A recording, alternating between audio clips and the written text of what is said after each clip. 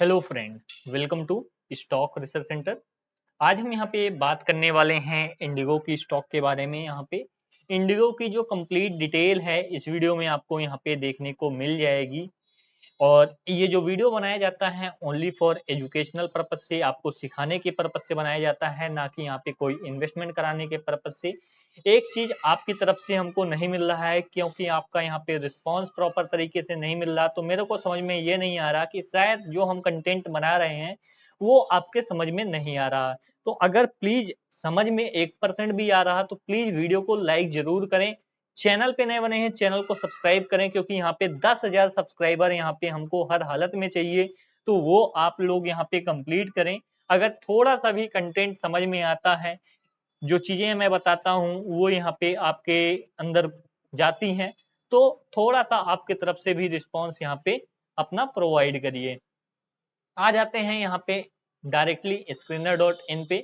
सारा एक एक पॉइंट मैं कवर करता हूँ, फिर भी आपकी तरफ से रिस्पांस नहीं मिलता तो लगता है कभी कभी कि यहाँ पे जो कंटेंट बनाना वो बंद कर दूं और अपने यहाँ पे जो हमारा जॉब है उस पे फोकस करूं। बट ये भी लगता है कि अगर 1% लोग भी हमारा जो वीडियो है देख के कुछ चीजें सीख पा रहे हैं, तो उनके लिए जो ये कंटेंट है वो यहाँ पे कंटिन्यू करते रहें। थोड़ा सा अपना टाइम जो है वो आपके लिए भी निकाल रहे हैं, तो थोड़ा सा आप भी अपना रिस्पांस प्रोवाइड करिए। यहाँ पे अगर आप देखोगे इंडिगो ट्रेड कर रहा है 4,019 रुपए के लेवल के आसपास, और इसका जो मार्केट कैप है वो पहुंच गया है 1,55,000 करोड़ के आसपास। इस साल का जो हाई था इंडिगो का अगर वो देखोगे तो 4,188 है, और इस साल का जो लो है 2,160 के आसपास है। स्टॉक का प्राइस टू अर्निंग रेशियो यहाँ पे बहुत ज्यादा महंगा तो दिखाई नहीं पड़ रहा, क्योंकि 21.6 के आसपास है। बुक वैल्यू स्टॉक की माइनस में है। ये चीजें, ये जो पॉइंट है, ये पॉइंट मेरे को बहुत खलता है। अगर बुक वैल्यू माइनस में है तो यहाँ पे कंपनी के पास रिजर्व में कुछ पैसा ही नहीं है, वो भी माइनस में है, तो कंपनी बिजनेस कैसे यहाँ पे मेंटेन कर पाएगी, ये थोड़ा सा डर बना रहता है।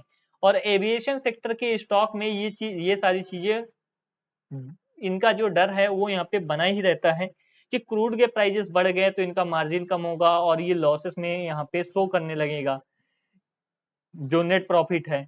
रिटर्न ऑन कैपिटल एम्प्लॉयड 6.9 है। रिटर्न ऑन इक्विटी यहाँ पे पर दिखाया ही नहीं गया है, क्योंकि अगर यहाँ पे कंपनी लॉस में होगी तो ये ऑब्वियसली दिखाया नहीं जाएगा। फेस वैल्यू स्टॉक की यहाँ पे 10 देखने को मिल रही है। डिविडेंड कंपनी प्रोवाइड नहीं करती है। चार्ट पे अगर आप बात करें तो प्राइस टू अर्निंग रेशियो अगर आप देखोगे तो यहाँ पे 10 साल का जो प्राइस टू अर्निंग रेशियो है वो अगर आप देखोगे तो करीबन 20 के आसपास है, और अभी चल रहा 21.6। तो जस्ट यहाँ पे median price to earning ratio को यहाँ पे अभी क्रॉस किया है इस स्टॉक ने। और प्राइस की बात करोगे तो 10 साल में अपने लाइफ टाइम हाई के पास यहाँ पे स्टॉक कामकाज करता हुआ दिखाई पड़ रहा है। क्या जैसा यहाँ पे स्टॉक कामकाज करता हुआ लाइफ टाइम हाई के आसपास दिखाई पड़ रहा है, तो क्या यहाँ पे इसकी जो प्रॉफिटेबिलिटी है उसी हिसाब से है कि नहीं। सेक्टर में अगर देखोगे तो इंटरग्लोब एविएशन है, उसके बाद यहाँ पे स्पाइस जेट है, और उसके बाद यहाँ पे टाल इंटरप्राइज है, जेट एयरवे है, ग्लोबल वेक्ट्रा है। ये सारे कंपनी इसके जो पीयर्स में मेन यहाँ पे स्पाइस जेट है और इंटरग्लोब एविएशन, तो यही यहाँ पे दो स्टॉक हैं। अब इनकी जो रेवेन्यू है, जो सेल्स है, वो अगर आप देखोगे तो रेवेन्यू यहाँ पे बढ़ी है। क्या जो सेल्स है यहाँ पे कंपनी की वो यहाँ पे बढ़ी है, तो ये चीजें यहाँ पे ये थोड़ा सा प्लस पॉइंट है इंटर ग्लोबल एविएशन के लिए। इसके साथ साथ जो ऑपरेटिंग प्रॉफिट है कंपनी का वो भी यहाँ पे बढ़ा है। क्वार्टर ऑन क्वार्टर बेसिस पे देखोगे तो जस्ट डबल से ज्यादा हो गया है, 5,144 करोड़ हो गया है, जबकि लास्ट क्वार्टर में 2,196 करोड़ था, और लास्ट ईयर के सेम क्वार्टर में यहाँ पे 3,114 करोड़ के आसपास था। तो ये सारी चीजें इंप्रूव हुई होती हुई दिखाई पड़ी हैं। अदर इनकम की बात करो तो अदर इनकम भी यहाँ पे 610 करोड़ के आसपास है, जबकि लास्ट क्वार्टर यहाँ पे 558 करोड़ था, और लास्ट ईयर सेम क्वार्टर में 476 करोड़ के आसपास था। इंटरेस्ट भी यहाँ पे कंपनी पे कर रही है, ये देख सकते हो। मैं बोला ना, अगर कंपनी कर्जा ली है तो यहाँ पे बहुत दिक्कत है यहाँ पे, क्योंकि जो उसका मेजर पोर्शन है वो यहाँ पे चला जाता है इंटरेस्ट में। तो यहाँ पे कंपनी ने जो भी कमाया उसमें यहाँ पे कंपनी ने कितने का 1,000 95 करोड़ का यहाँ पे कंपनी ने इंटरेस्ट पे कर दिया। डिप्रिसिएशन भी कंपनी का देख सकते हो 1660 करोड़ के आसपास है। अगर कंपनी लास्ट ईयर जैसे यहाँ पे अर्निंग इसका होता, ऑपरेटिंग प्रॉफिट होता, तो कंपनी यहाँ पे लॉस में आ सकती थी। देख सकते हो जो प्रॉफिट बिफोर टैक्स है वो कंपनी का कितना निकल के आया है, 2998 करोड़ के आसपास यहाँ पे प्रॉफिट बिफोर टैक्स है, जबकि लास्ट क्वार्टर कितना निकल के आया था 188 करोड़ के आसपास, और लास्ट ईयर सेम क्वार्टर में 1418 करोड़ के आसपास। कंपनी यहाँ पे टैक्स पे आउट नहीं कर रही है, और जो इसका नेट प्रॉफिट है वही जो ऑपरेट प्रॉफिट बिफोर टैक्स है वही यहाँ पे इसका नेट प्रॉफिट बन जा रहा है। लास्ट क्वार्टर में देख सकते हो 188 करोड़ यहाँ पे कंपनी अर्न की थी, जबकि ऑपरेटिंग प्रॉफिट था 2196 करोड़। ये इंटरेस्ट और डिप्रिसिएशन इसको खा गए और अच्छा खासा यहाँ पे इसका जो प्रॉफिट है वो यहाँ पे इरोड हो गया।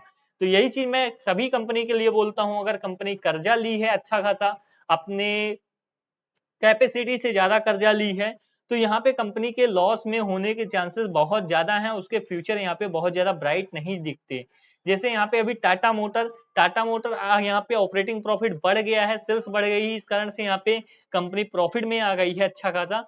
और अगर यहीं पे उसकी सेल्स थोड़ी सी भी डाउन हुई ना, तो उसका जो डिप्रिसिएशन है और इंटरेस्ट है वो यहाँ पे उसका जो ऑपरेटिंग प्रॉफिट है पूरा का पूरा वाइप आउट कर देगा, और आने वाले टाइम में वो माइनस में देखने को मिल जाएगा अगर कोई भी एक मोटा प्लेयर आ गया। अभी यहाँ पे टाटा मोटर का इंडिया में दबदबा है, तो इस कारण से यहाँ पे जो सेल्स है वो टाटा मोटर की बढ़ती जा रही है, और यही चीज अगर डिक्लाइन हुई तो वो चीजों का जो फैक्टर है इंटरेस्ट और डिप्रिसिएशन का वो बहुत तेजी से देखने को मिलेगा। यहाँ पे साल दर साल की बात करें तो यहाँ पे साल दर साल भी बिजनेस बढ़ा है, ऑपरेटिंग प्रॉफिट भी बढ़ा है, और साथ ही साथ यहाँ पे जो नेट प्रॉफिट है वो भी अच्छा खासा इंप्रूव होता हुआ दिखाई पड़ा है।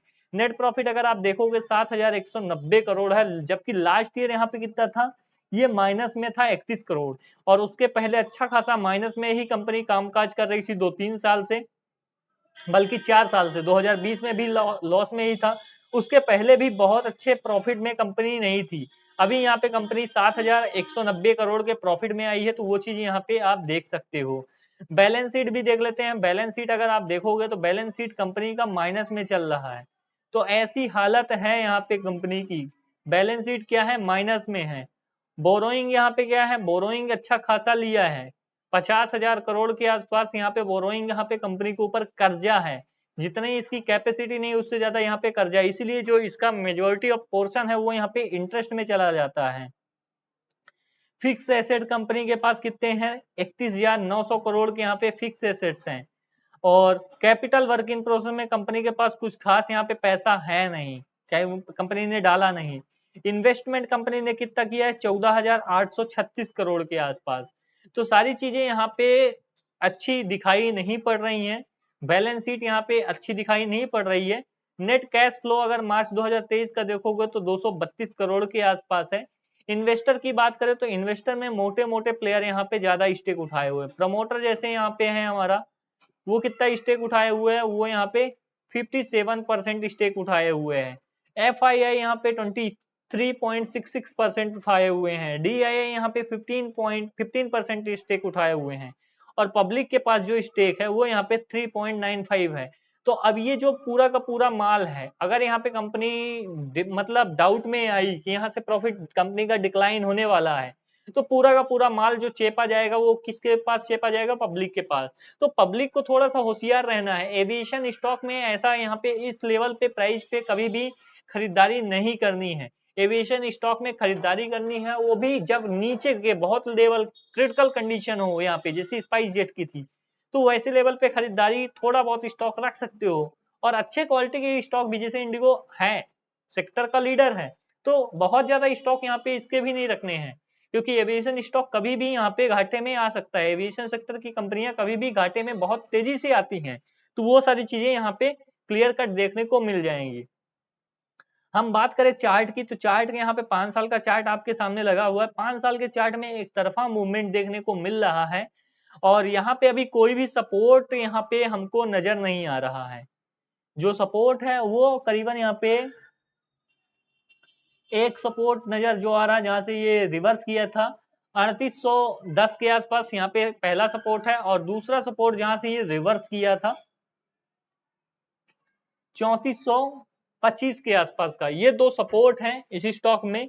तो अभी यहाँ पे Q4 के जो नंबर हैं वो भी कंपनी शो करेगी, उसके बाद यहाँ पे डायरेक्शन क्लियर होगा कि अप ट्रेंड में कंपनी जाएगी कि डाउन ट्रेंड में जाएगी।